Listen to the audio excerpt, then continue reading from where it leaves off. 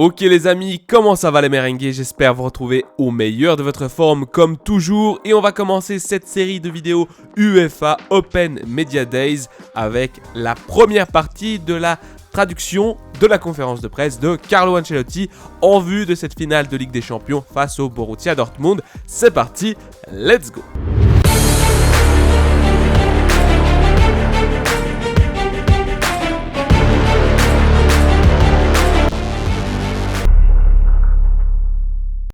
Question numéro 1, une autre finale de Ligue des Champions, c'est la 6e au cours des 10 dernières années pour le Real Madrid. Comment l'équipe aborde-t-elle la possibilité de continuer à entrer dans l'histoire?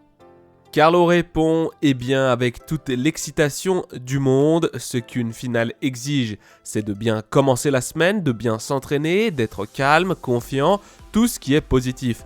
Je pense que c'est une semaine à savourer en tenant en compte de ce qui va se passer en finale, les difficultés, l'adversaire. Mais je pense que nous allons en profiter jusqu'à vendredi parce qu'atteindre une finale est toujours un succès dans une saison, surtout une finale de Ligue des Champions. Nous avons l'idée que c'est déjà un succès, que nous avons très bien fait jusqu'à présent, très bien réussi. Donc jusqu'au jour de la finale, nous allons profiter de ce moment. Il est évident que nous sommes très confiants et que nous donnerons le meilleur de nous-mêmes et que nous arriverons au top. Question numéro 2, on dit que le Real Madrid est favori, que ce n'est qu'un jour comme les autres au bureau, que Dortmund est peut-être plus excité, a plus d'enthousiasme, mais à quel point vous et votre équipe voulez-vous cette Coupe d'Europe? Carlo répond en ce qui concerne le fait d'être favori, nous ne pensons pas à cela. Nous pensons que nous devons jouer un match contre un adversaire qui mérite d'être en finale, comme nous, parce qu'il a réalisé de très bonnes choses. Dortmund a éliminé des équipes de grande qualité. Il a éliminé le Paris Saint-Germain en demi-finale, il a éliminé l'Atlético. C'est donc une équipe qui a montré des qualités, qui a montré de l'engagement, qui a montré une grande et une très bonne attitude. Nous sommes donc convaincus que nous devons souffrir, que nous devons nous battre et que nous devons nous battre comme dans toutes les finales. Question numéro 3, c'est déjà votre 6e finale en tant qu'entraîneur et vous êtes à la recherche de votre 5e titre.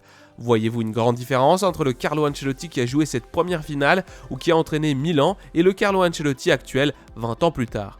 Carlo répond toujours la même chose, la préparation de ces matchs est toujours la même.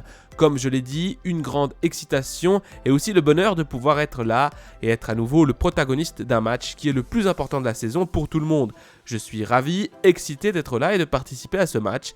C'est la même chose, la même énergie que la première fois. C'est ma 9e finale, 3 en tant que joueur et ma 6e en tant qu'entraîneur. Et ce sera toujours la même semaine. Le bonheur, la joie d'être là et puis vient l'inquiétude. Mais c'est tout à fait normal, la peur viendra toujours. Mais avant qu'elle arrive, je veux en profiter et je vais en profiter. Question numéro 4. Vous nous avez dit il y a quelques années, la veille du match contre Liverpool, que la veille ou l'avant-veille de la finale, vous aviez des sueurs froides, que vous passiez des moments terribles. Cela me paraît incroyable, vous êtes un homme plutôt tranquille, vous avez eu des moments de stress personnel? Carlo répond, les sueurs froides arrivent le samedi après-midi, je le sais et je suis prêt. Les sueurs froides, la peur arrive le samedi après-midi, c'est tout à fait normal, cela arrive à chaque fois. J'ai de l'expérience maintenant, mon équipe me donne beaucoup de confiance, beaucoup d'illusion, beaucoup d'enthousiasme, d'excitation, de choses positives, parce que je les vois concentrés sur le match, ils sont donc en mode Ligue des Champions, donc j'ai beaucoup confiance. Question numéro 5, je voulais vous poser une question sur Dortmund. Vous venez d'en faire l'éloge en disant qu'ils ont atteint la finale et qu'ils ont éliminé des adversaires coriaces. Qu'est-ce qui vous préoccupe le plus dans cette équipe à l'approche de la finale? Carlo Ancelotti répond, l'attitude, l'engagement, la vérité est qu'ils ont aussi d'importantes qualités en face. C'est une équipe très rapide en transition, elle a de la qualité, elle a des jeunes et elle a des joueurs expérimentés. Mais ce qui m'a le plus frappé dans ces matchs, en particulier dans la rencontre contre le PSG, c'est l'attitude qu'ils ont eue dans les deux matchs. La lutte, ce désir d'atteindre cette finale, je pense que c'est la chose la plus importante et c'est ce qui nous inquiète le plus.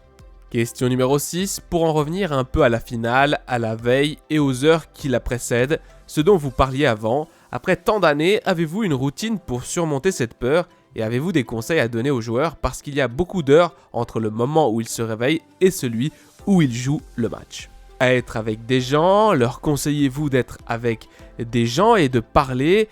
Comment pouvez-vous les aider et comment avez-vous appris à gérer cette situation? Carlo répond « Nous avons une semaine pour nous préparer à ce match. Nous allons bien nous préparer et nous allons nous concentrer sur le travail défensif et offensif. Je pense que la chose la plus importante pour l'équipe est d'avoir une idée très claire de ce qu'elle doit faire. C'est ce que j'ai toujours fait et c'est ce que je vais faire cette semaine aussi. Je vais donner aux joueurs des informations très claires de sorte que lorsqu'ils arriveront au match, ils auront une idée très précise de ce qu'ils doivent exécuter, de ce qu'ils doivent faire. Je pense que c'est la meilleure façon d'éliminer le stress.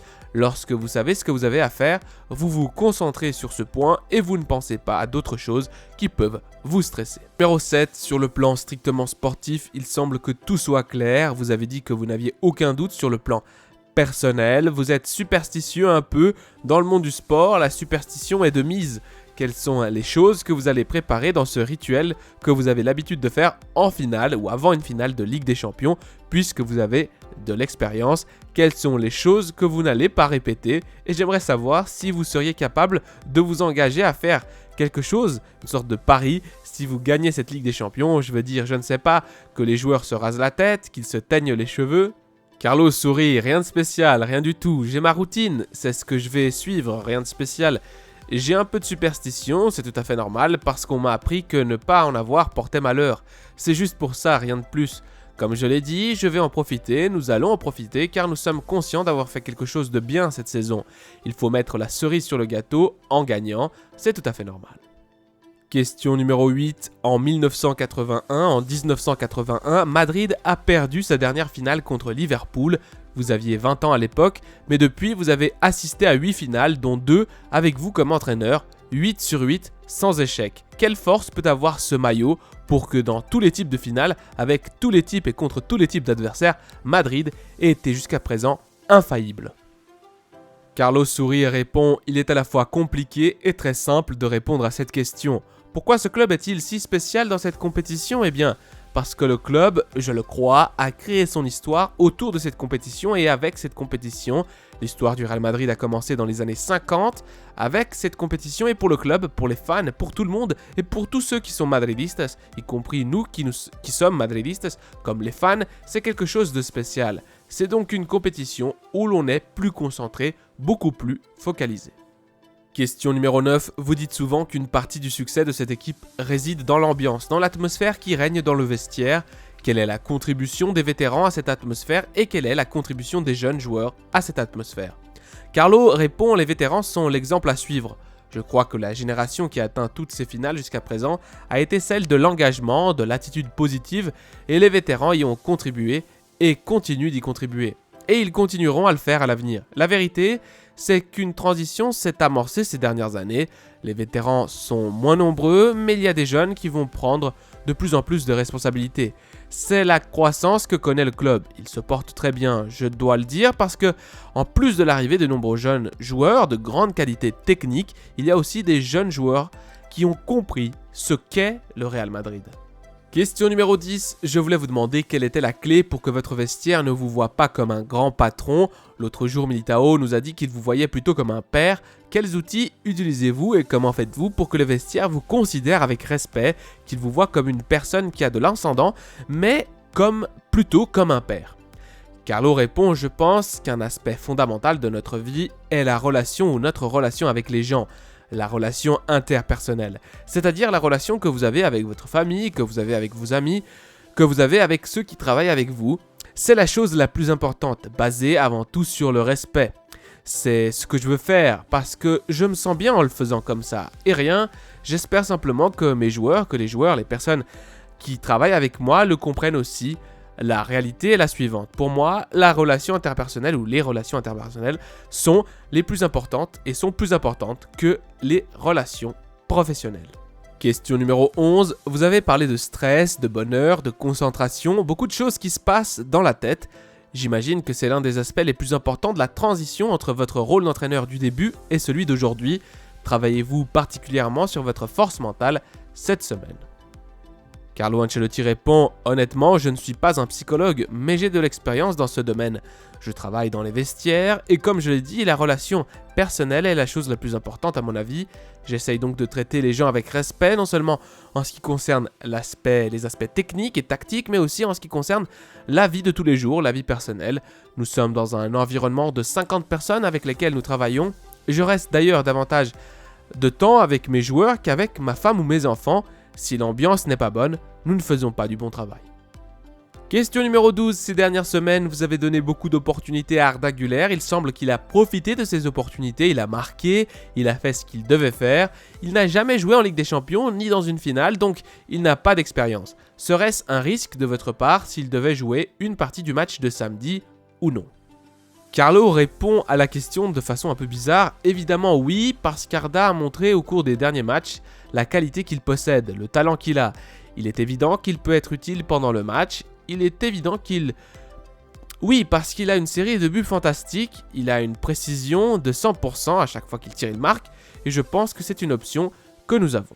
Question numéro 13. La route vers la finale est toujours spéciale, mais je voulais vous demander quel moment de cette Ligue des Champions vous avez retenu, en espérant évidemment que le meilleur moment viendra. Carlo répond, il y a beaucoup de moments, comme toujours, je pense que c'est une arrivée en finale similaire à celle de 2022, de la souffrance, nous avons une phase de groupe spectaculaire en remportant tous les matchs et ensuite nous avons commencé à avoir des problèmes contre Leipzig, d'abord au match retour où l'équipe n'a pas très bien joué et évidemment les quarts de finale contre la meilleure équipe de la compétition que nous avons pu éliminer grâce à une performance défensive spectaculaire et ensuite la remontada, la remontée contre le Bayern. Je pense que ce sont les 3 moments les plus importants et si je devais remarquer ou soulever un moment, je pense l'entrée en jeu de Roselu en demi-finale. Mes amis, cette vidéo s'achève ici. C'était donc la première partie de la conférence de presse de Carlo Ancelotti en vue de cette rencontre face au Borussia Dortmund. Un Real Madrid qui se sent prêt, mais un Carlo Ancelotti qui a beaucoup parlé, une longue conférence de presse. Il y avait énormément de journalistes de la part du monde entier à Valdebebas. Les joueurs se sont également exprimés. Je vais vous traduire tout ça, mais ça prend énormément de temps. Donc c'est la partie 1, vous aurez la partie 2 à la Madrid y nada más. À la prochaine vidéo. Allez, prenez soin de vous. Ciao.